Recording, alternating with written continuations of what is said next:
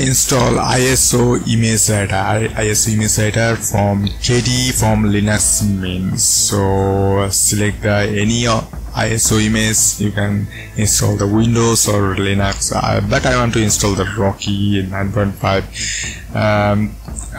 ISO image to my another hardware or my current hardware. This is my HP flash drive. You can see here the Linux Mint already boot on this flash drive. You can say HP flash drive 4 gig RAM that is already installed in where I am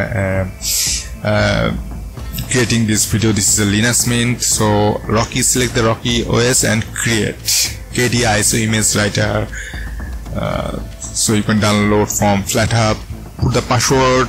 There is my password and select on OK. The last block was not fully written. Some problem will arrive, so I'll create again. I will try again and OK. So this is a not problem. I want to use another application to write the ISO image for Rocky Linux. So this is Impression. You can download it from FlatHub or Snapcraft. You can download lots of operating system from here directly, or select the Rocky OS. This is a HP flash drive. You can see here the data is already in my system. HP, and now I want to click on the right button. Click on this. All data can be erased, which is on the USB. Put the password and click on OK, and now it start to write. So this app is called the Impression. How you can download it from FlatHub, I will show you. So I want to install the Rocky Enterprise Linux from another my new hardware for my creative work.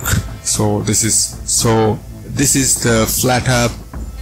You can use the search tag USB format, so you can find Impression. Click on the Impression and click on the install here, so it automatically install to your operating system or automatically connect to your software package manager. So click on this, click on here and install it. It easily, just one click installation. So you can see the installation is very easy, very few file size, so you can install and write your any operating system for your current operating system, but don't use the Windows. It can be available on the Windows operating system or Mac operating system. So I am using the Linux, any kind of Linux you can use. So this